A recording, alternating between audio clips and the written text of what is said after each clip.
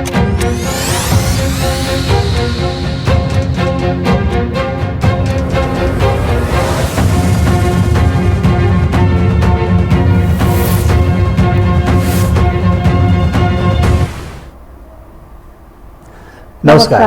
यो हो समाचारमा स्वागत छ। म कुलचन्द्र विष्ट। म शशि नेपाल। सुरु गरौँ अहिलेसम्मका प्रमुख समाचारबाट।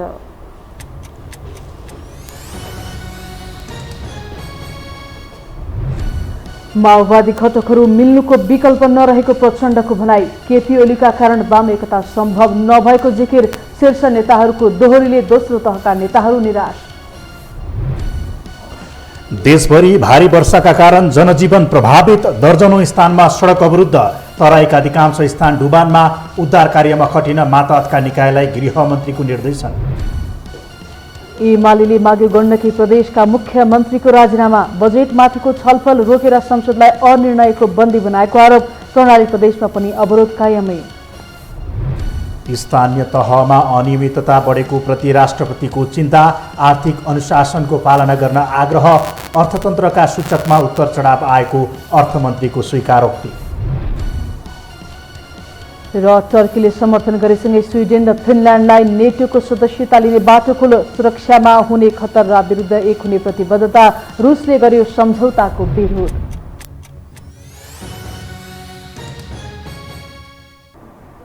अब समाचार विस्तारमा। नेकपा माओवादी केन्द्रका अध्यक्ष एवं पूर्व प्रधानमन्त्री पुष्पकमल दाहाल प्रचण्डले नेकपा एमालेमा माओवादीको बिउ रोपेर आएको बताउनु भएको छ। बुधबार काठमाडौँमा आयोजित पार्टी प्रवेश कार्यक्रममा बोल्दै अध्यक्ष दाहालले नेकपा एमालेमा 3 वर्षसम्म बिउ रोपेर आएको र केही समयपछि फुल्ने र फल्ने बताउनु भएको हो। उहाँले नेकपा एमालेभित्र पनि सच्चा कम्युनिस्ट रहेको र उनीहरूलाई पनि समेटेर जानुपर्ने अहिलेको आवश्यकता भएको बताउनु भयो। अध्यक्ष प्रचण्डले नेकपा एमालेका अध्यक्ष केपी शर्मा ओली नेतृत्वमा नरहे एमालेका नेता र कार्यकर्तालाई पनि सँगै समेटेर जान सकिने बताउनु भयो। केपी ओली प्रवृत्ति नेतृत्वमा हुँदा धेरै ठुलो प्रतिगमन निरङ्कुशता जाने खतरा पैदा भयो। हामीले विद्रोह गर्नु पर्यो। तर त्यो प्रवृत्ति त्यहाँ नहुने हो, त्यो नेतृत्व नहुने हो भने अरू हजारौं कार्यकर्तालाई आरामसँग समाजवादको यात्रामा डोर्याउन सकिन्छ भन्ने मेरो विश्वास छ। अध्यक्ष दाहालले सबै माओवादी मिल्नुको विकल्प नरहेको भन्दै नेत्र विक्रम चन्द र मोहन वैद्य लगायतका नेताहरूलाई माओवादीमै फर्कन आग्रह गर्नुभयो। वामपन्थी दलहरूबीच एकता र सहकार्यको चर्चा चलिरहेका बेला पूर्व माओवादी बीचको एकतामा सम्भावना खोज्न थालिएको छ। तर प्रचण्डले आफ्नै नेतृत्वमा एकता खोजिरहेका बेला अन्य घटकहरू बीच सम्भव नभएको बताउँछन्। एक रिपोर्ट। माओवादी पृष्ठभूमिका टुक्रा टाक्ने मध्य पुष्पकमल दाहाल प्रचण्ड नेतृत्वको नेकपा माओवादी केन्द्र बाहेक अरू 5 पार्टी अहिले अस्तित्वमा छन्। मोहन वैद्य नेतृत्वको नेकपा क्रान्तिकारी माओवादी, नेत्र विक्रम चन्द विप्लव नेतृत्वको नेकपा, विप्लवबाटै फुटेर बनेको धर्मेन्द्र बास्तोला नेतृत्वको नेकपा बहुमत, विश्वभक्त दुलाल आहुति नेतृत्वको वैज्ञानिक समाजवादी पार्टी र गोपाल किराती नेतृत्वको नेकपा माओवादी केन्द्र मोर्चा अहिले सक्रिय छन्। डाक्टर बाबुराम भट्टराईले माओवाद मात्रै होइन मार्क्सवाद नै त्यागेर मधेसवादी दलसँग एकता गर्दै जनता समाजवादी पार्टीको नाममा अस्तित्व बचाइरहेका छन्। तर जसपा भित्रै मधेसवादी नेतासँग ट्युनिङ नमिलेपछि उनी यति बेला भात खाउँ कि थाल खाउँको अवस्थामा छन्। नेकपा विभाजनपछि एमालेमै घुलित भएकाले रामबहादुर थापा बादल सहितका नेताहरूको अर्को अस्तित्व छैन। 11 वर्ष अघि वैद्यबाट सुरु भएको माओवादी धाराको विभाजन श्रृङ्खला गत वैशाख 21मा विप्लवबाट छुट्टिएपछि धर्मेन्द्र बास्तोलासम्म जारी छ। मूलत प्रचण्डकै असफल नेतृत्वका कारण चिरा बनेको माओवादी घटक बीच पुनः एकताको खोजी गर्न थालिएको छ र यसको सबैभन्दा बढ्ता जिम्मेवारी माओवादी केन्द्रका अध्यक्ष प्रचण्डले उठाइरहेका छन्। माओवादी पहिला एक ठाउँमा हुनै पर्छ, सबैतिर छ यो, यसलाई अब कसैले थेक्न सक्दैन। मैले पनि यो भावनालाई सम्मान गर्न सकिनँ भने मैले पनि थेक्न सक्दिनँ। अरूले खोजेनन् भने अरूले पनि थेक्न सक्दैनन्। माओवादी आन्दोलनलाई एकीकृत र केन्द्रीकृत गर्ने काम प्रचण्डको नेतृत्वमा मात्रै सम्भव छ। मेरा थुप्रै कमीहरू भए पनि यथार्थ आजको देशको यही नै हो। यसमा हामी कसैले लाज नमानौँ। फेरि प्रचण्ड कहाँ जाने भन्ने लाग्न सक्छ नि कतिपय साथीहरूलाई। त्यो लाज चाहिँ बिल्कुल नमानौँ। यो राष्ट्रको र वर्गको जनताको आवश्यकता हो आजको। नेकपा माओवादी केन्द्रका अध्यक्ष पुष्पकमल दाहाल प्रचण्डले बुधबार विप्लव नेतृत्वको नेकपा त्यागेर आएका नेता कार्यकर्तालाई स्वागत गर्दै पूर्व माओवादीहरू बीचको एकता आफ्नो नेतृत्वमा मात्रै सम्भव भएको बताएका हुन्। जबकि प्रचण्डकै नेतृत्वमा एकता सम्भव नभएको भन्दै वैद्यदेखि विप्लवसम्म भड्किरहेका छन्। तर शान्ति प्रक्रिया हुँदै संसदीय राजनीतिमा प्रवेश गरेको छोटो समयमै पतनको दिशामा अघि बढेका प्रचण्डका लागि शक्ति निर्माण सबैभन्दा पहिलो शर्त हो, जुन आगामी संसदीय निर्वाचन अघि नै सम्भव भए प्रचण्डका लागि ढुङ्गा खोज्दा देउता हुनेछ। तर पूर्व माओवादीहरू प्रचण्डको प्रस्तावमा सहमत छैनन्। कम्युनिस्टहरू बीचको एकता अहिलेको आवश्यकता भए पनि प्रचण्डले भने जस्तै पूर्व माओवादीहरू बीचको एकता तुक नभएको बताउँछन्। होइन, पूर्व माओवादीहरू एक हुनुपर्छ भन्ने त कुनै त बेतुकको कुरो भयो नि। त्यहाँ त तपाईँको विषयवस्तु आउनु पर्यो। दार्शनिक रूपमा के हो, सैद्धान्तिक रूपमा के हो, राजनीतिक रूपमा के हो, साङ्गठनिक रूपमा के हो, आन्दोलन रूपमा के हो, त्यसरी आउनु पर्यो नि। क्याटेगोरिकल्ली एकदम किटानीका साथ विषयवस्तु आफै छलफल गर्न सकिन्छ। त्यो त कुनै तपाईँको त्यो त एउटा एक प्रकारको त इमोसनल ब्ल्याकमेलिङ गर्ने कुरो हो। त्यो भावना एउटा चाहिँ भावनाको दोहन गर्ने कुरो हो। चुनावमा जानु अघि पूर्व माओवादीहरू बीच एकता भएर शक्तिशाली पार्टी बनाउने प्रयास प्रचण्डको भए पनि ठोस आधार छैन। त्यति मात्र होइन, विभिन्न टुक्रामा विभाजित पूर्व माओवादी नेताहरूको वैचारिक मतभिन्नताकै कारण एकता सहज पनि देखिँदैन। किनकि जुट्ने भन्दा फुट्ने काम धेरै गरेका उनीहरू बीच राजनैतिक कार्यदिशाका विषयमा समेत अन्यलता छ। प्रचण्ड कतै मिलाउन लागि पर्नु भयो भने त्यसको अर्थ के हो भने त्यो ठाउँ कब्जा गर्न, त्यसलाई ध्वंस पार्नलाई लाग्नुहुन्छ।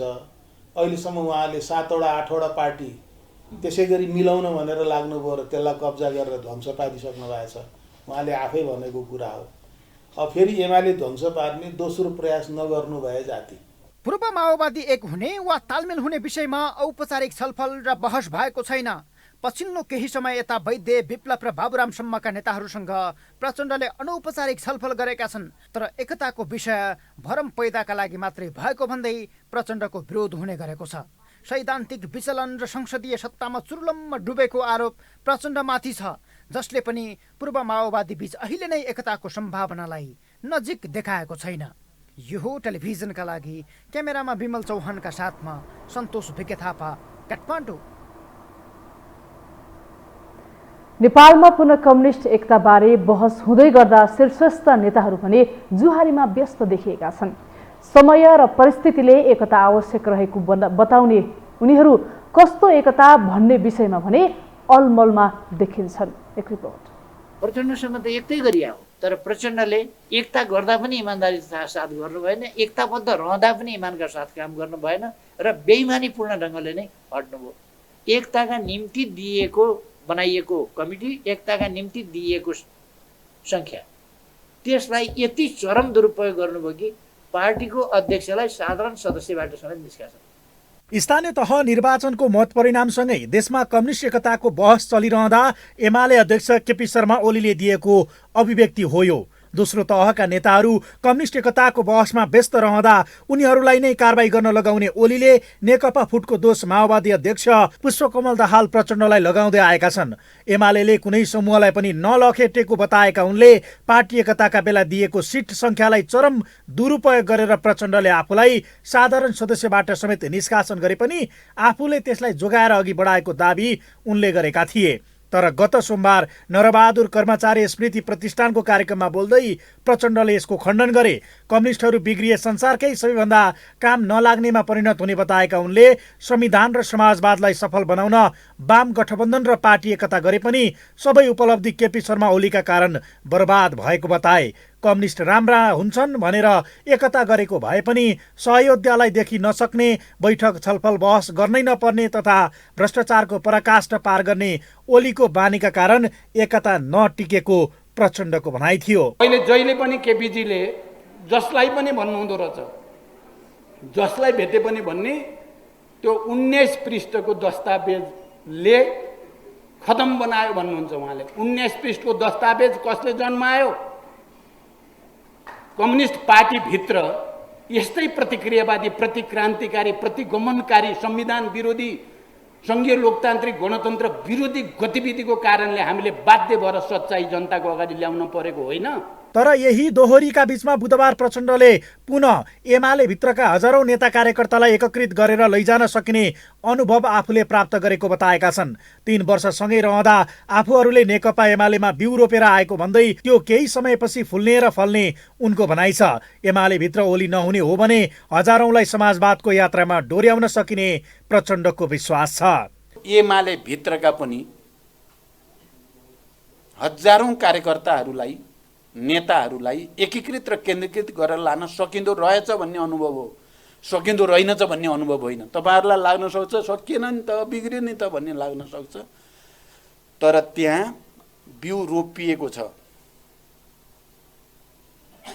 हामी माओवादीले बिउ रोपेर आएका छौँ, हेर्नु होला केही समयपछि त्यो फुल्छ फल्छ।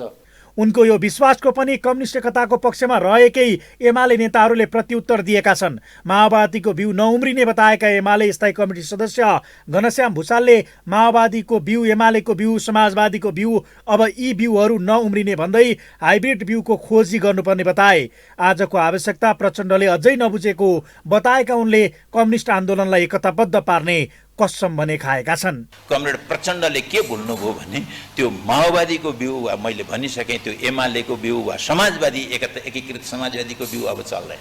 त्यो नेकपा एउटा हाइब्रिड थियो, त्यो विभिन्न सिडहरूबाट सङ्कलन गरेर एउटा हाइब्रिड बनाएका थियौँ।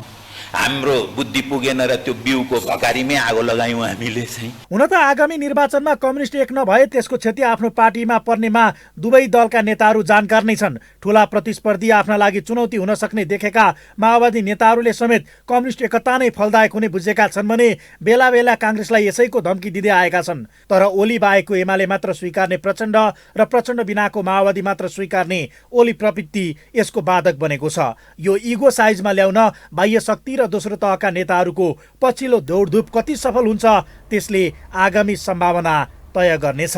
यो हो टेलिभिजनका लागि कुलचन्द्र विष्ट, काठमाडौँ। अब बाँकी समाचार। सरकारले श्रेणीविहीन स्थायी कार्यालय सहयोगी पदका कर्मचारीहरूको सेवा समूह र पद परिवर्तन गर्ने निर्णय गरेको छ। असार 14 गते बसेको मन्त्री परिषदको बैठकले यस्तो निर्णय गरेको हो। बुधबार मन्त्री परिषद बैठकका निर्णयहरू सार्वजनिक गर्दै सञ्चार तथा सूचना प्रविधि मन्त्री एवं सरकारका प्रवक्ता ज्ञानेन्द्र बहादुर कार्कीले सरकारले कार्यनिर्देशन करार निर्देशिका 2079 स्वीकृत गर्ने निर्णय गरेको पनि जानकारी दिनुभयो। उहाँका अनुसार सरकारले सशस्त्र प्रहरी दोस्रो संशोधन नियमावली 2079 को मस्यौदा उप लोकसेवा आयोगको परामर्श लिने, मध्य भोटेकोशी जलविद्युत आयोजनाको 220 केबी प्रसारण लाइनको लागि वन क्षेत्र प्रयोग गर्न दिने, कार्बन उत्सर्जन न्यूनीकरण खरिद सम्झौता गर्न वार्ता टोली गठन गर्ने र भेडेटार स्काई वार्प निर्माणका लागि राष्ट्रिय वन क्षेत्र प्रयोग गर्न दिने निर्णय पनि गरेको छ। 79 स्वीकृत गर्ने, वीरगञ्ज सिमरा पोखरिया प्रसारण लाइनको टावर तथा सब स्टेसनको लागि जग्गा प्राप्ति गर्ने र प्रारम्भिक कारबाही चलाउने अधिकारी तोक्ने, उपत्यकाभित्रका प्रसारण लाइन तथा सब स्टेसनहरूमा संरचनागत सुधार, स्तर उन्नति तथा विस्तार गर्नका लागि जग्गा प्राप्ति गर्ने र प्रारम्भिक कारबाही चलाउने अधिकारी तोक्ने। प्रवक्ता कार्कीले बृहत्तर जनकपुर क्षेत्र विकास परिषदको अध्यक्षमा शीतल साहू पूर्वेलाई नियुक्त गर्ने, निजामती सेवा पुरस्कार सिफारिस समितिको सदस्य तोक्ने पनि निर्णय गरेको बताउनु भयो। देशभर भारी वर्षाका कारण विभिन्न स्थानमा बाढी पहिरो र डुबान हुँदा जनजीवन प्रभावित भएको छ। 2 दिनदेखि मुलुकभर मनसुनी वायुको प्रभाव सक्रिय हुँदा दर्जनौं स्थानमा सडक अवरुद्ध भएका छन् भने तराईका अधिकांश स्थान डुबानमा परेका छन्। नारायणगढ मुगलिङ सडक खण्डका 17 ठाउँ पहिरोको हिसाबले उच्च जोखिममा देखिएको छ। यस वर्षको वर्षासँगै तीमध्ये 7 ठाउँमा साना ठुला पहिरो खसिसकेको छ। डिभिजन सडक कार्यालय भरतपुरका अनुसार 4 किलो नाम्सी पुल, 3 नम्बर पुल, 26 किलो, 20 किलो, 15 किलो जुगेडी बजार नजिकैको कविलास जाने बाटो उच्च जोखिम देखिएको छ। यसैबीच गृहमन्त्री बालकृष्ण खाँडले विपद प्रतिकार्यका लागि पूर्व तयारी गरेर बस्न सरकारवाला निकायहरूलाई निर्देशन दिनुभएको छ। आज बसेको मनसुन पूर्व तयारी तथा प्रतिकार्य बैठकलाई सम्बोधन गर्दै मन्त्री खाँडले विपदको पूर्व तयारी गरेर सामना गर्न मातहतका निकायलाई निर्देशन दिनुभयो। उहाँले विपदको समयमा सूचना र सञ्चारको तत्काल आवश्यकता पर्ने भन्दै यसतर्फ दूरसञ्चार प्राधिकरणको ध्यान आकर्षण पनि गराउनुभयो। गृहमन्त्री बालकृष्ण खाँडले नागरिकता सम्बन्धी विधेयक पारित गर्नका लागि उच्च तहमा छलफल भइरहेको बताउनु भएको छ। आज प्रतिनिधि सभा अन्तर्गतको राज्य व्यवस्था तथा सुशासन समितिको बैठकमा बोल्दै गृहमन्त्री खाँडले नागरिकता सम्बन्धी विधेयक पारित गर्नका लागि सांसदहरूको तहमा र उच्च राजनीतिक तहमा छलफल भइरहेको बताउनु भएको हो। उहाँले सो विधेयकको सम्बन्धमा निष्कर्ष निकाल्नुपर्ने अवस्था रहेको बताउनु भयो। उहाँले आगामी दिनमा एकीकृत सामाजिक सुरक्षा ऐन बनाउने सम्बन्धमा सरकारले गृह कार्य गर्ने उल्लेख समेत गर्नुभयो। यो समितिमा झन्डै 22 महिना छलफल भएर प्रतिवेदनको रूपमा अहिले प्रतिनिधि सभामा छ। त्यसका बारेमा पनि अब मान्य तहमा पनि र उच्च तहमा पनि छलफल पनि भइरहेको छ र त्यसलाई पनि एउटा निष्कर्ष निकाल्नुपर्ने नै अवस्था रहेको छ। ऐनलाई एकीकृत सामाजिक सुरक्षा ऐन बनाऊ भन्नुभएको छ। त्यसका लागि केही समय पनि लाग्छ र यसका लागि थप गृह कार्य पनि गर्नुपर्ने छ। गृहमन्त्री खाँडले सामाजिक सुरक्षा ऐन 2075लाई संशोधन गर्न बनेको विधेयकलाई पनि छिट्टै पारित गर्नुपर्ने बताउनु भयो। उहाँले संसदीय समितिहरूलाई प्रभावकारी बनाउन सरकार सकारात्मक सहयोग गर्न तयार रहेको बताउनु भयो। हामीसँग समाचार बाँकी नै छन्, अहिलेलाई विश्राम।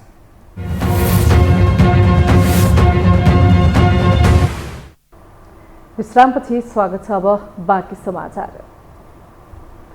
प्रमुख प्रतिपक्ष दल नेकपा एमाले गण्डकी प्रदेशका मुख्यमन्त्री कृष्णचन्द्र नेपाली पोखरेलको राजीनामा माग गरेको छ।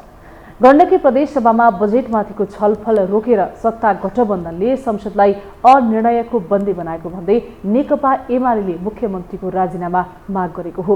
आज नेकपा एमाले संसदीय दलले आयोजना गरेको पत्रकार सम्मेलनमा संसदीय दलका नेता एवं पार्टीका उपमहासचिव पृथ्वी सुब्बा गुरुङले संसदलाई निकास दिन नसक्ने भएकाले मुख्यमन्त्री पोखरेलले तत्काल राजीनामा दिनुपर्ने बताउनु भयो। उहाँले मुख्यमन्त्री र अर्थमन्त्रीको विवादका कारण संसदमा प्रस्तुत बजेटको छलफललाई रोकेर संसदलाई अनिर्णयको बन्दी बनाउन नपाइने बताउनु भयो।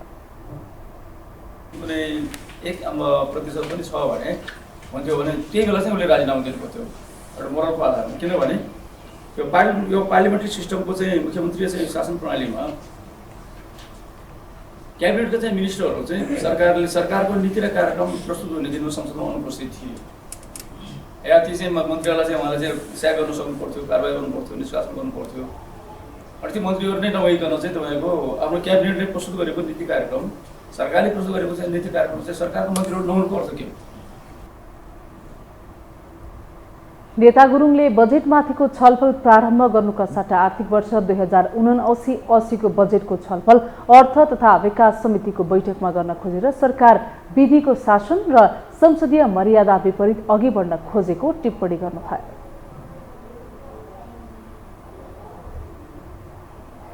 कर्णाली प्रदेश सभाको बैठक नेकपा एमालेको अवरोधका कारण 3 दिनदेखि चल्न सकेको छैन। आगामी आर्थिक वर्षको बजेटमा आपत्ति जनाउँदै एमाले सभा अवरोध गर्दै आएको छ। बजेटमाथिको सैद्धान्तिक छलफल सकिएपछि आर्थिक मामिला तथा योजना मन्त्री बिन्दमान विष्टले दिएको जवाब चित्त बुझ्दो नभएको भन्दै आइतबारदेखि एमाले बैठक सञ्चालनमा अवरोध गरेको हो। बजेटका सन्दर्भमा प्रतिपक्षसँगको 7 बुँदे सम्झौता कार्यान्वयनमा सरकारले व्यवस्था गरेको एमालेको आरोप छ। एमाले कर्णाली प्रदेश सभा दलका नेता यामलाल कडेलले बजेट प्रस्तुत गर्ने विकल्प दिँदा पनि सरकारले अध्यादेश मार्फत बजेट ल्याएको बताए। प्रतिपक्षसँग गरिएको सम्झौताका विषयमा सरकार गम्भीर नदेखिएका कारण सदन अवरुद्ध गर्नुपरेको एमालेका प्रमुख सचेतक गुलाबजंग शाहले प्रतिक्रिया दिनुभएको छ। वर्षेनी असार 15मा राष्ट्रिय धान दिवस मनाइन्छ। प्रत्येक वर्ष महोत्सव नै गरेर धान दिवस मनाउने गरे पनि अरबौंको खाद्यान्न भने बाहिरबाट नै मगाउनुपर्छ। खाद्यान्नको नाम ठूलो रकम बाहिरिरहँदा कृषि प्रधान भनिने देशमा भने खेतीको समयमा आवश्यक सामग्रीको सधैँ अभाव नै हुन्छ। एक रिपोर्ट। आज असार 15 19औं राष्ट्रिय धान दिवस त्यसैभर धान रोपेर मनाइयो। धान रोपौं खाद्यान्नमा आत्मनिर्भर बनाउँ नाराका साथ राष्ट्रिय धान दिवस मनाइरहँदा भक्तपुरको सूर्य विनायक नगरपालिका स्थित सिरुटारमा भने परम्परागत रोपाई भन्दा भिन्न खालको रोपाई देखियो।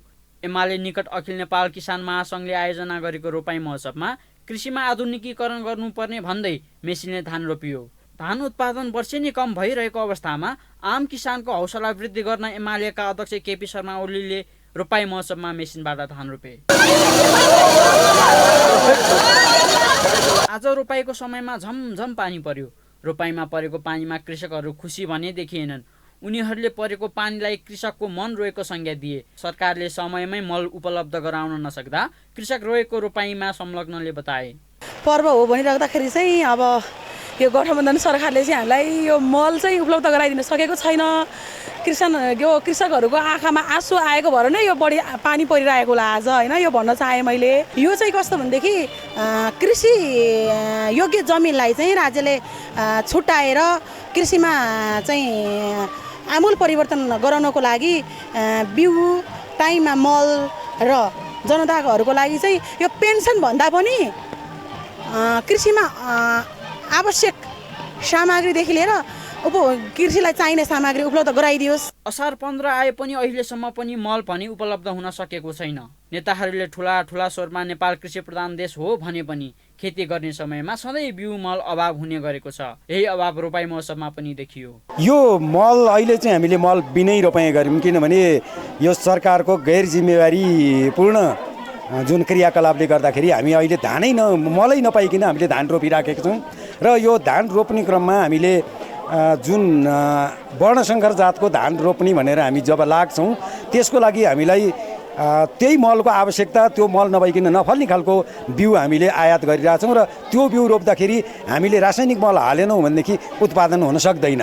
र हामीले स्थानीय जातलाई पनि संरक्षण गर्नुपर्छ। स्थानीय बिउहरू चाहिँ हाम्रो लोप हुनु दिनु हुँदैन। र असार 15 त आयो तर मल भने आउन सकेन। कुनै बेला बङ्गलादेशलाई समेत धान निर्यात गर्ने नेपाल अहिले अर्बौंको आयात गर्नुपर्ने अवस्थामा छ। यस वर्ष जेठ मसान्तसम्म मात्र 43 अर्बको खाद्यान्न आयात गरेको तथ्याङ्कले देखाएको छ। प्रत्येक वर्ष यति ठूलो रकम बाहिरिरहँदा कृषि प्रधान भनिने देशमा खेतीको समयमा आवश्यक सामग्री भने सधैँ अभाव नै हुने गर्छ। यसमा सरकारको कयौं गल्ती होला तर केही गल्ती कृषकको पनि देखिन्छ। अहिले गाउँघरतिरको खेतबारी बाँझै राख्ने तर सहरमा कौशी खेती गरेर रमाउने जमात पनि ठुलै छ। धानको बिउ लहलह उम्रिनु पर्ने खेतमा अहिले कङ्क्रिटको भवन उम्रिरहेको छ, जसले गर्दा नेपाल कृषि प्रधान देश हो भन्ने आवाज केवल असार 15 मा मात्रै हुन्छ। मुखले जतिसुकै कृषि प्रधान देश भनेर फलाके पनि व्यवहार त त्यस्तो देखिँदैन। हाम्रो वास्तविकता भनेको एक दिन रोपाई महोत्सव गर्ने र वर्षौंसम्म कृषि शब्द नै बिर्सने हो। यसरी एक दिन दिवस मनाउँदैमा कृषि क्षेत्रमा ठूलो फड्को मार्छ भन्नु हत्केलाले सूर्य छेक्नु भने जस्तै हो। जबसम्म बिउ मल र धान उत्पादनमा चासो दिँदैन तबसम्म यो दिवस औपचारिकता भन्दा माथि उठ्न सक्दैन। यो टेलिभिजनका लागि क्यामेरामा रविन्द्र तिमिल सिन्हाका साथ निरज कोइराला, सिरुटार, भक्तपुर। अब बाँकी समाचार। कृषि तथा पशुपक्षी विकास मन्त्री महेन्द्र राय यादवले अन्तर्राष्ट्रिय बजारमा मलको मूल्यवृद्धि भएका कारण ठेकेदारले मल ल्याउन नसकेको बताउनु भएको छ। आज राष्ट्रिय बाली विज्ञान अनुसन्धान केन्द्र खुमलटार फार्म परिसरमा आयोजित 19औं राष्ट्रिय धान दिवस तथा रोपाई महोत्सव 2079 कार्यक्रममा बोल्दै मन्त्री यादवले मलको ठेका लिएका ठेकेदारले मल ल्याउन नसकेका कारण ठेका रद्द गर्नुपर्ने अवस्था आएको बताउनु भयो। उहाँले अन्तर्राष्ट्रिय बजारमा मलको मूल्यवृद्धि भएका कारण सरकारले ठेका लगाउँदा पनि ठेकेदारहरू नआउने समस्या भएको बताउनु भयो। मलको मूल्य पनि स्वचालित मूल्यमा निर्धारण हुनुपर्ने उहाँको भनाइ छ। अहिले जुन प्रकारको अवस्था छ, नेपालले सधैँ युरिया मलको समस्या भोग्दै किसानहरूले भोग्दै आएको, नेपाल सरकारले अनुदान दिँदै आएको। यसको मुख्य कारण के हो भने अहिले जुन प्रकारको अन्तर्राष्ट्रिय बजारमा मूल्य वृद्धि भएको छ र त्यो मूल्य वृद्धि गर्दाखेरि यस मन्त्रालयबाट मङ्सिर फागुन महिनामा 2 लाख मेट्रिक टन होइन ठेकदारले लिइसकेको। यति मूल्य वृद्धि हुँदाखेरि 2 लाख मेट्रिक टन ल्याउन सक्ने अवस्था भएन र त्यो ठेक्का रद्द गर्नुपर्ने हो। एउटा समस्या के हो, आपूर्ति व्यवस्था त्यहाँ कम भयो।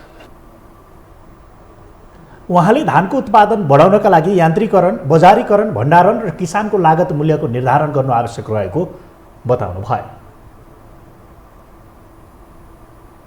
सर्लाहीमा पहिलो पटक स्वचालित मेसिनले रोपाई गरेर राष्ट्रिय धान दिवस मनाइएको छ। मजदुरको अभाव रहेको अवस्थामा मेसिनबाट धान रोप्दा जनशक्ति कम लाग्ने भएकोले किसानहरू भने उत्साहित देखिएका छन्। एक रिपोर्ट।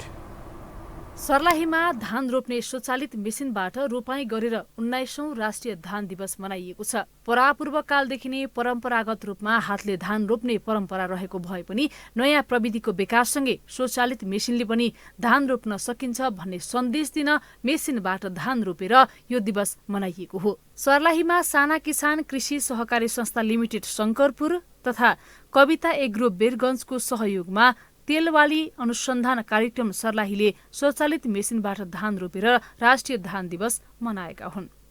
जिल्लाको लालबन्दी नगरपालिका वडा नम्बर 1 नवलपुर स्थित तेलवाली अनुसन्धान कार्यक्रम केन्द्रको परिसरमा रोपाईका लागि तयार पारेको खेतमा बागमती नगरपालिका शङ्करपुरमा रहेको साना किसान कृषि सहकारी संस्थाको कस्टम हेयरिङ सेन्टरबाट ल्याएको मेसिनले धान रोपिएको थियो। कृषि यन्त्र परीक्षण तथा अनुसन्धान केन्द्रका प्रमुख एवं वरिष्ठ वैज्ञानिक इन्जिनियर रामनाथ झाले बेर्नादेखि बेर्नाको दूरी 14 देखि 16 सेन्टिमिटरसम्म हुने भएकाले मेसिनले कम गाज दिने धान लगाउन समेत उपयोगी हुने बताए। यसबाट 1 घण्टामा 10 कट्ठा रोप्न सक्ने भएकाले समयको समेत बचत हुने उनले बताए। मेसिन हातले रोप्दाखेरि हामी एउटा एउटा रोप्छौँ, तलमाथि खाल्डाखुल्टी भए पनि हुन्छन्। मेसिनले रोप्दाखेरि कोही 6 लाइन, कोही 8 लाइन, कोही 10 लाइन, कोही 12 लाइन हामी रोप्छौँ। त्यो भएर जग्गा चाहिँ एकदम सम्य हुनु पर्यो। कुनै पनि यान्त्रिकरण गर्नको लागि त्यसको पहिलो मिनिमम रिक्वायरमेन्ट हो जग्गासम्म। जग्गासम्म भयो भने किन मानौँ उसले 10 लाइन लान्छ भने 10 लाइन यो तलमाथि त उसले गर्दैन, एक नासको हुनु पर्यो। तर हाम्रा हेर्नु होला धेरै ठाउँमा जुन समस्याहरू आएको हुन्छ जग्गा लेभल हुँदैन। जग्गा लेभल नभएपछि मेसिनबाट रोप्दाखेरि कहीँ धेरै पानी हुन्छ, कहीँ थोर पानी हुन्छ। पछिल्लो समयमा कृषि क्षेत्रमा मजदुरको समस्या बढी देखिएको छ। मेसिनले त्यो समस्या समाधानमा सहयोग पुर्याउने तेलबाली अनुसन्धान कार्यक्रमका संयोजक डाक्टर सुभाष सुवेदीले बताए। मेसिनबाट धान रोप्दा समय, लागत र जनशक्ति कम लाग्ने भएकाले पारस्परिक तरिकाले गरेको कृषि कार्यको भन्दा 50% कम लागत लाग्ने र समयमा पनि 70% बचत हुने उनले दावी गरे। र चाहिँ तपाईँ अब 2077-78 को आँकडा हेर्नुभयो भने 14,73,000 हेक्टरमा खेती गरेर चान्चुन तपाईँको 56.5 लाख मेट्रिक टन चाहिँ नेपालमा धान उत्पादन हुन्छ। र त्यति धानले पनि त्यो उत्पादनले हामीलाई अपुग भइरहेको स्थिति छ। अब यसका यावत चुनौतीहरू छन्। त्यसमा हामीले अहिलेसम्म परम्परागत कृषि प्रणालीबाट खेती गर्दै आएकोमा अब हाम्रो विशेष चाहिँ फोकस केमा हुनुपर्ने छ त भन्दा कृषिमा यान्त्रिकरणको चाहिँ फोकस गर्नुपर्ने जरुरत छ। र त्यही सन्दर्भमा हामीले आज चाहिँ यो असार 15बाटै यसलाई चाहिँ सुरुवात गरौँ भनेर यो चाहिँ हामीले यो यान्त्रिकरणको चाहिँ यसमा चाहिँ धान रोप्ने मेसिनबाट चाहिँ आज चाहिँ यो गर्न गइरहेका छौँ। नवलपुरको तेलबारीमा आयोजना भएको धान रोपाई अवलोकन गर्न आएका किसानका प्रतिनिधि जङ्गबहादुर महतोले अहिलेको वर्तमान अवस्थामा गाउँघरमा लेबर मजदुरहरूको धेरै नै अभाव रहेको र युवा पुस्ताहरू पनि रोजगारीका लागि विदेशतर्फ उडेकाले अहिलेको परिवेशमा खेतीपाती गर्न समस्या उत्पन्न भएकाले यस किसिमका कृषि यन्त्रहरूको माध्यमबाट खेतीपाती गर्न किसानहरूलाई सहज हुने बताए। वर्तमान अवस्थामा लेबरहरूको जुन अभावको अवस्थाले गर्दाखेरि यो प्रविधि चाहिँ हामीलाई किसानलाई केही फाइदाजनक छ। किनभने अहिले लेबरहरू गाउँघरमा पाइँदैन, बुढापाकाहरू पाइन्छ र त्यो पनि त्यति अनुकूल छैन हाम्रो किसानीको लागि। त्यस कारणले अहिलेको प्रविधि जुन छ हामीले समयानुकूल यो प्रविधिले हामीलाई फाइदाजनक नै तुल्याउने हो। पछिल्ला वर्षहरूमा असार 15 गते हातले रोपाई गरेर राष्ट्रिय धान दिवस मनाउँदै आएकोमा यस वर्ष कृषिलाई आधुनिकीकरण गर्दै किसानलाई यन्त्रद्वारा कृषि कार्यतर्फ आकर्षित गर्न सर्लाही जिल्लामै पहिलो पटक मेसिनले रोपाई गरेर यो दिवस मनाएको आयोजकले जनाएको छ। उपत्यकामा हैजा महामारीकै रूपमा फैलिने त्रास बढेको छ। हैजा संक्रमणको प्रारम्भिक स्रोत दूषित पानी भएको एपिडियोमियोलोजी तथा रोग नियन्त्रण महाशाखाले जनाएको छ। सरकारवालाले खानेपानी शुद्धिकरण गरेर मात्र पिउन आग्रह गरिएको छ। एक रिपोर्ट। गत असार 2 गते पहिलो पटक काठमाडौँको बागबजारमा देखा परेको हैजा महामारी अहिले उपत्यका भरि नै देखा पर्न थालेको छ। उपत्यकामा हैजा आउटब्रेक भएको 14 दिनमा उपत्यकाको 10 स्थानमा गरी 14 जनामा हैजा संक्रमण पुष्टि भएको छ। बागबजार, डिल्ली बजार, सानेपा, बल्खु, कालीमाटी, कपन, नैकाप, थानकोट, कोटेश्वर, बालाजु सहित 10 स्थानका 12 जनामा हैजा संक्रमण पुष्टि भइसकेको एपिडेमियोलोजी तथा रोग नियन्त्रण महाशाखाले जनाएको छ। बागबजार, डिल्ली बजार र सानेपाको पानी परीक्षण गर्दा हैजा संक्रमणको स्रोत दूषित पानी भएको महाशाखाले जनाएको छ। बुढानीलकण्ठ नगरपालिकाको खानेपानीमा 72% कोलिफर्म र इकोली जीवाणु भेटिएको नगरपालिकाले जनाएको छ। प्रभावित क्षेत्र हेर्दा हैजा संक्रमणले काठमाडौँ घेरिएको अनुमान लगाउन सकिन्छ। निरन्तरको वर्षा, काठमाडौँको सडक किनारामा थुप्रिएको फोहोर र फितलो अनुगमनका कारण वितरित पानी तत्काल सफा हुने अवस्था छैन। आफूले पिउने पानी कति सुरक्षित छ सायदै कमले सोचेका छन्। हैजा महामारी, यसको प्रभाव र कसरी सुरक्षित हुने उपायबारे धेरै सर्वसाधारण अझै अनभिज्ञ छन्। तताएर सराएर अनि फिल्टरमा हालेर अनि खान्छ। यो बर्सात लाग्यो नि त, अनि पानी फोहोर पानी आउँछ भने किन यो पानी छोडिदियो, अनि जाडको पानी लाएर अनि तताएर अनि सराएर खान्छ। उमालेर पानी खाना पर्छ, फिल्टर गरेर खाना पर्छ भन्ने कुरा त थाहा छ नि। समय पाइँदैन। हेर्नु न, अब होइन रोडमा अलिकति खाना दाना पकायो र काचककुचुक खायो र यहाँ रोडमा कतिखेर आएर 2 रुपियाँ कमाएर बालबच्चालाई कसरी गरौँ। अब बच्चाको स्कुलको दिनदिनै आउँछ फिस होइन, अब खाजाको पैसा दिनदिनै भर्न पर्छ। काठमाडौँमा हैजा संक्रमण पुष्टि भएपछि काठमाडौँ उपत्यका खानेपानी लिमिटेडले वितरण गरेको पानीको 10 वटा नमुना परीक्षण गर्दा त्यसमा 15% जारको पानी प्रदूषित पाइएको छ। उपत्यकामा हैजाका बिरामी बढ्दै गएपछि जार, बोतल तथा ट्याङ्कर व्यवसायीहरूले बिक्री गर्ने पानीको गुणस्तर अनुगमन गर्न थालेको छ। ल्याबको टिम गएर हाम्रो मेसिनहरू समेत हामीले चाहिँ त्यो चेक गर्ने मेसिनहरू समेत लगाएर चाहिँ उहाँले त्यो पानीको चाहिँ टेस्ट गरेर त्यसको प्रतिवेदन पनि हामी तयारी गर्छौँ र भोलिदेखि यसलाई चाहिँ अझ सघन रूपमा चाहिँ हामी प्रत्येक ठाउँमा गएर चाहिँ उहाँहरूले चाहिँ पानी चाहिँ उत्पादन गरेको ठाउँमा पनि उहाँले वितरण गर्ने ठाउँमा पनि बिचमा पनि हामीले त्यो पानीको स्याम्पल ल्याएर चाहिँ कलेक्सन गरेर हामी हाम्रो रिपोर्ट पनि बनाउँछौँ र उहाँहरूलाई चाहिँ थप यसरी चाहिँ तपाईँहरू यो चाहिँ यसको चाहिँ मात्रा यति हो, यति क्वान्टिटीमा चाहिँ हामीले यति राख्नुपर्छ भन्ने कुरा पनि हाम्रो टिमले गरेर चाहिँ। यता हैजा नियन्त्रणमा सरकार गम्भीर नभएको सांसदहरूको आरोप छ। हैजा संक्रमण नियन्त्रणमा लाग्न उनीहरूले सरकारको ध्यानाकर्षण गराएका छन्। उपत्यकामा थुप्रिएको फोहोरका कारण हैजा फैलिएको भन्दै उनीहरूले बेलैमा न्यूनीकरण गर्न र आवश्यक तयारी अघि बढाउन सरकारको ध्यानाकर्षण गराएका हुन्। विशेष गरी बच्चाहरू अहिले देखेको चाहिँ काठमाडौँमा बच्चाहरूमा धेरै देखिन्छन्। झाडा पखाला, हैजा, विभिन्न के अरे चाहिँ ज्वरो हुँदै के थुप्रै खालको चाहिँ अहिले त्यस्तो छ। इभन त्यसको अब मेरो पनि बच्चा सानो भएको हुनाले यसको लक्षण चाहिँ देखेको छ। त्यसो भएको हुनाले यसको बारेमा अब सामान्य जनताले जो अब यस्तो महँगी यस्तो चाहिँ मूल्यवृद्धिको कारणले जनताको चुलो बाल्न मुस्किल भएको अवस्थामा यस्तो रोग आउँदाखेरि उपचार पाउँछ कि पाउँदैन भन्ने कुरामा त्रास त डरले सर्वसाधारण चाहिँ भइरहेको छ। सिस्टोलदेखि बन्चरे डाँडासम्म जाने बाटो मर्मतको काम गर्नुपर्ने भएकाले केही दिन उपत्यकाको फोहोर व्यवस्थापन प्रभावित हुने भएको छ। वर्षातको समय निरन्तरको वर्षा, काठमाडौँको सडक छेउमा थुप्रिएका फोहोरका कारण उपत्यकाको पानीका स्रोत थप प्रदूषित हुने निश्चित छ। यसप्रति समयमा नै सरकारवाला निकायको ध्यान जान जरुरी देखिन्छ। यो हो टेलिभिजनका लागि क्यामेरामा डिबी मगरका साथमा निम्लेकी शेर्पा, काठमाडौँ। अब पालो आर्थिक समाचारको।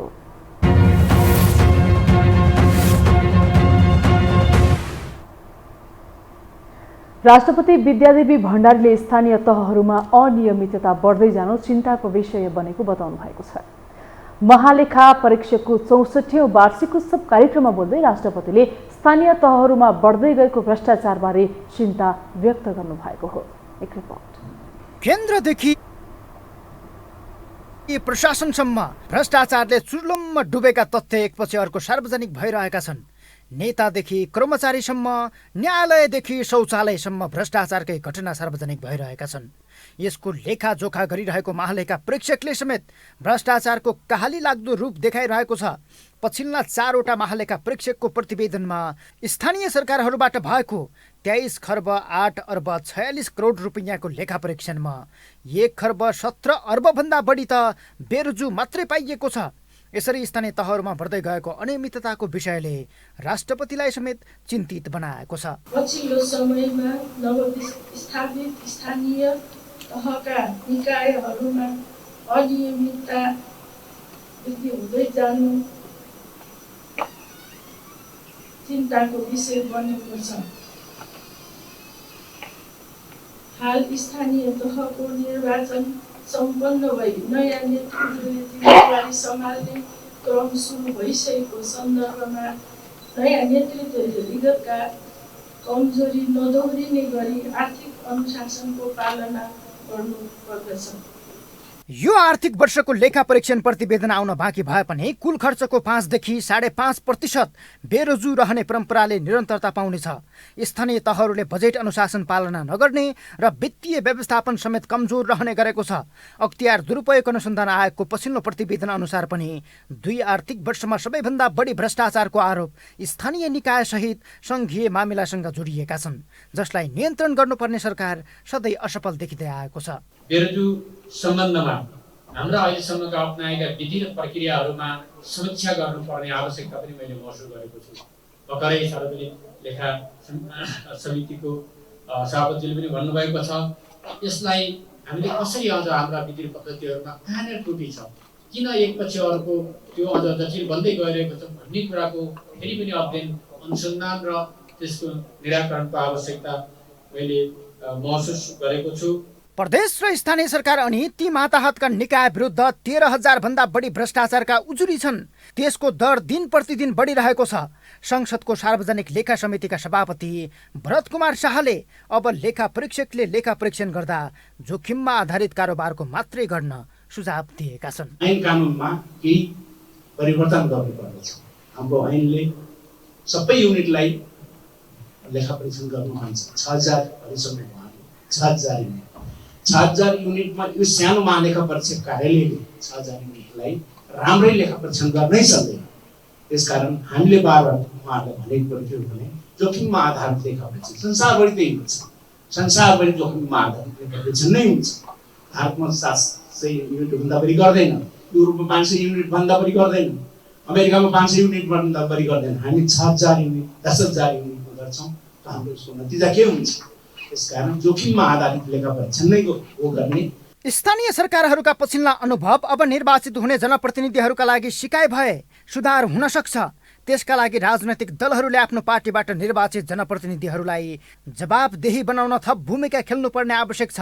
महालेखा परीक्षकको 64औं वार्षिकोत्सवमा बोलेका उनीहरूले अझै सेयर मूल्य, बजार मूल्य र बैंकको ब्याज दर बढ्दै जाने समेत बताएका छन्।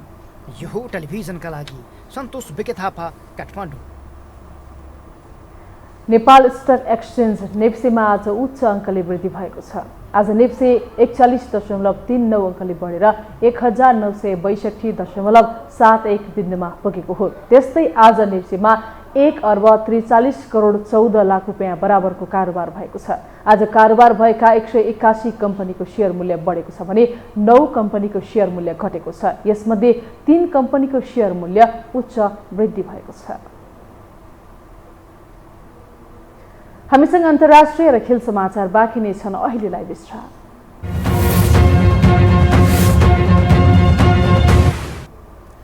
विश्रामपछि यो समाचारमा पुनः स्वागत छ। अब पालो अन्तर्राष्ट्रिय समाचारको।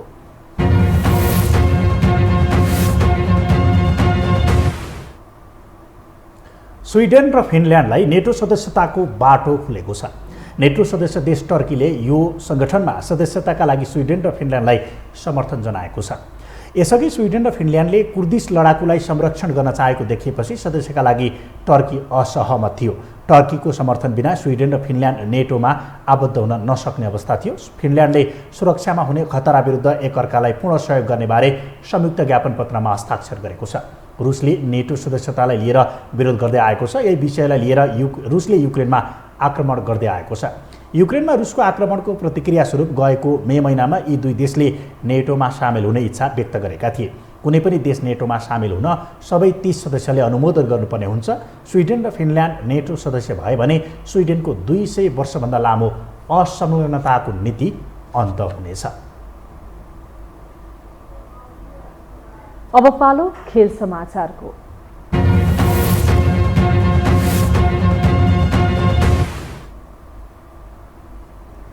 नेपाली राष्ट्रिय क्रिकेट टोलीले आगामी सेप्टेम्बरमा अस्ट्रेलियाको भ्रमण गर्ने भएको छ। नेपाल क्रिकेट संज्ञान र रोयल हेरिटेज अस्ट्रेलिया बेसको सम्झौता अनुसार नेपाली टोलीले अस्ट्रेलिया भ्रमण गर्ने भएको हो। यान र रोयल बेसको सम्झौता अनुसार नेपाली क्रिकेट टिमलाई हरेक वर्ष 10 दिनको अस्ट्रेलिया भ्रमण गराइनेछ। क्यानका भ्रमणका क्रममा नेपाली टोलीले स्थानीय क्लबसँग प्रतिस्पर्धा गर्नेछन्। नेपाली टोली हाल क्यानाडा भ्रमणमा रहेको छ। नेपाली टिमले क्यानाडासँग 2 खेलको 1 दिवसीय सिरिज र 1 स्थानीय क्लबसँग अभ्यास खेल खेल्नेछ। खेल समाचारसँगै हामी यो समाचारको अन्त्यमा आइपुगेका छौं। बिदा हुनुअघि प्रमुख समाचार पुनः एकपटक।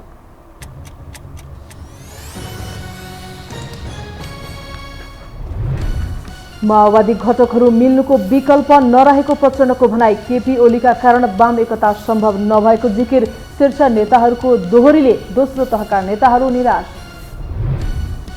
देशभर भारी वर्षाका कारण जनजीवन प्रभावित। दर्जनौं स्थानमा सडक अवरुद्ध। तराईका अधिकांश स्थान डुबानमा। उद्धार कार्यमा खटिन मातहतका निकायलाई गृहमन्त्रीको निर्देशन। एमाले माग्यो गण्डकी प्रदेशका मुख्यमन्त्रीको राजीनामा। बजेटमाथिको छलफल रोकेर संसदलाई अनिर्णायकको बन्दी बनाएको आरोप। कर्णाली प्रदेशमा पनि अवरोध कायमै। स्थानीय तहमा अनियमितता बढेको प्रति राष्ट्रपतिको चिन्ता। आर्थिक अनुशासनको पालना गर्न आग्रह। अर्थतन्त्रका सूचकमा उतार चढाव आएको अर्थमन्त्रीको स्वीकारोक्ति। र टर्कीले समर्थन गरिसके स्विडेन र फिनल्यान्डलाई नेटोको सदस्यता लिने बाटो खुल्यो।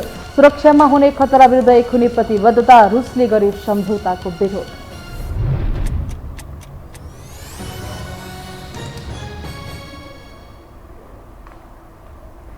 हवस् त यो समाचार सकियो। समाचार बुलेटिनका साथै यो टेलिभिजनका सम्पूर्ण कार्यक्रम यो टेलिभिजन.com, यो खबर.com, युट्युब र फेसबुकमा पनि पढ्न र हेर्न सक्नुहुनेछ। मोबाइलमा यो टिभी एप डाउनलोड गरी हामीलाई प्रत्यक्ष हेर्न सक्नुहुनेछ। तथ्यसहितको निष्पक्ष समाचार तथा मनोरञ्जनका लागि हेर्दै रहनुहोला यो टेलिभिजन। नमस्कार।